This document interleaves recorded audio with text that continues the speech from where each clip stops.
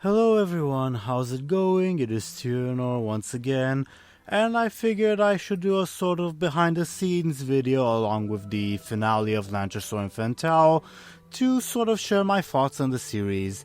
This is recorded before the actual editing on the finale is finished, and I can tell future me will be in for a lot of work, so I will be taking a bit more on the series as a whole, talking a bit more on the series as a whole, rather than focusing on the finale. So I suppose I should start with the beginning. For those who have been watching me for a long time, or who at least have taken a look at my older videos, you'll know that I used to use still shots for the most part in my videos, rather than, well, moving video. I always wanted back then to start doing actual moving things like machinima type things, but I just never got around to learning how. Then one day, when Necroxys, who was doing the voices for the lore facts at the time, sent me the audio for one of the scripts, he included a bit in which he talked about how frustrating the script was for him to record. So I thought, what better opportunity than that to start teaching myself machinima. So I did do that, and actually animating Necroxys' rant at the end of my Mogu lore facts video was the first machinima I ever did. So everyone, you have Necroxys to thank for indirectly inspiring me to make machinima, and I am genuinely thankful to him. And at the time I thought what I did back then was backbreaking work, at least when compared to my previous style of making videos. But gradually, as I learned more and more, things became easier and faster to make, and it showed. My first machinima video, Lantresor of the Pick, took me about a month to do, while the last few ones take me a few days or so. I think if my past self could hear this, his mind would just be completely blown. Now, on to the series itself. I have to say it has a bit of an odd beginning, since episode 1 requires you to know what happened in the first two machinimas, Lantresor of the Pick and The Haunting of the Dummy. Now originally I just intended to do standalone machinima stuff like Lantresor of the Pick and The Haunting were, but I proposed the idea in the comment section of a series involving Lantresor and Fentau together, the sort of main characters of the previous machinima, and people liked the idea, so I did do that.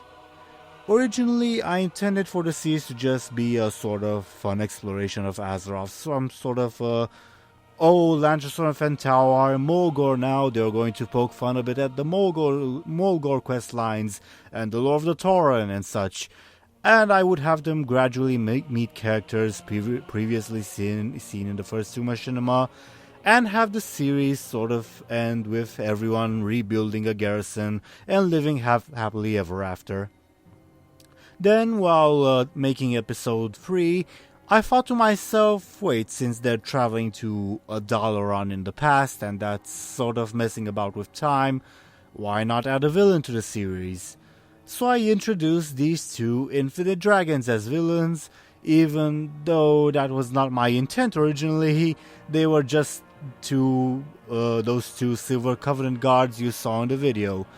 And actually, funnily enough, despite the fact that they have proper names, namely Phil and Bob, yes, I actually thought a fairly long time about them, and I decided to go with those names for comedic purposes. Anyway, despite the fact that they have these proper names, I still refer to them as Guard 1 and Guard 2 in all of the Lantresor and Fentau scripts until now. So that's a thing. Now, all this is not to say that I didn't have a few ideas for the series. I always intended for Lantresor to meet his counterpart in our universe. That's why I foreshadowed it with Lantresor dreaming about chanting ogres in the very first episode, since Lantresor in our universe does actually lead an ogre army. But like I said, they were meant to be contained stories which were still sort of bound together. However, with the introduction of the villains, the series sort of escaped out of my control, and instead became really focused instead of the sort of free adventure I planned. Even the episode titled Side Quest, which was intended as filler, served the purpose of reintroducing the characters of Ormril and Rendrol. At this point in time, basically, my plan for the series was to have Lantresor try to get his ogre army, only for him to be stopped by at the very last moment by Fentau. The two would then make up, they would then gather the followers, including Lantresor from our universe, and defeat the two infinite dragons in a climactic battle. But then I realized Lantresor does not like Fentau. To Lantresor, Fentau is just this clown who constantly gets in his way. So I went with this schism route. I will say that this has meant that much of the series, Lantresor and Fentau across Azeroth, had very little Lantresor in it, and at some points very little Azeroth in it. Though I try to make it up by subverting it and introducing Lantresor from our universe. And I also had another problem during about episode 8 or so, that is to say, that is when that problem sort of appeared. And that problem was Legion. Basically, because of this series, I was stuck doing Warlords of Draenor jokes when everyone had moved on to Legion, which is not a pleasant position to be in. And gradually, I will admit, I lost motivation in continuing to make this series, especially since these past 8 months or so have also been some of my most difficult in terms of school years, which meant that my free time was much more limited. And all this time, I kept getting ideas for, oh, wouldn't a machinima about that be cool, or how about that one, and so on. These are the reasons that for why there weren't really many machinima videos coming out. So I decided once my exams were over, which they finished about 2 to 3 weeks ago, that the next machinima I would make, with the exception of the Illidan one, which was a spur of the moment thing when I saw the Tomb of Sargeras cinematic, the next machinima I would end up making would be the finale to Lantresor and Fentau. Originally I intended to make it 2 episodes, and you can see that this finale is particularly long compared to the other episodes, but I just decided that I didn't want to drag this out further than I needed to.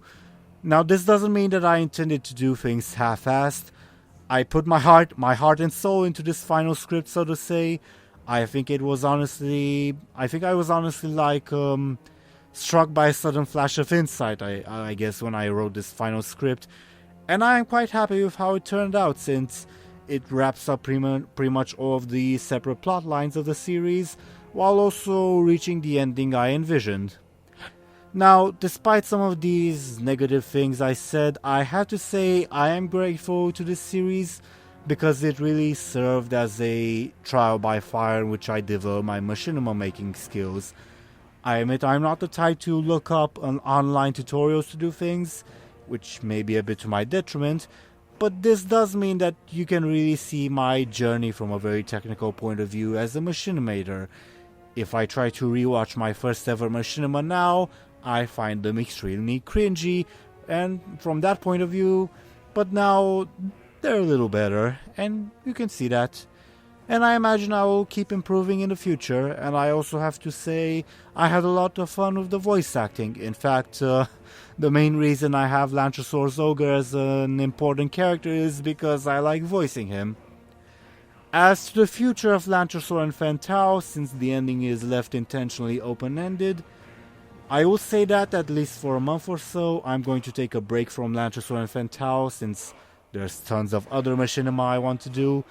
And after the finale is released, I will finally have the chance to do them. As to whether I will come back to the series, to Lantresor and Fentau, I intend to, but not in a serialized form like it was so far, but rather closer to its original intent of making isolated episodes talking about a zone or about some other piece of lore and so on. And yeah, some of the other characters may show up again. But really it's hard to say what the future will hold. Maybe whenever I'll start doing them again, the series will slip back into another serialized form, and it will sort of be its second season. Who knows? And finally, I'd like to thank those who have watched the series. I honestly appreciate you for sticking with it. It means a lot more to me than you know. And I would also like to thank Necroxys for agreeing to voice act in my machinima, and for giving his character that natural charm of his. Other than that, thank you for listening, and I will see you next week. Take care, everyone.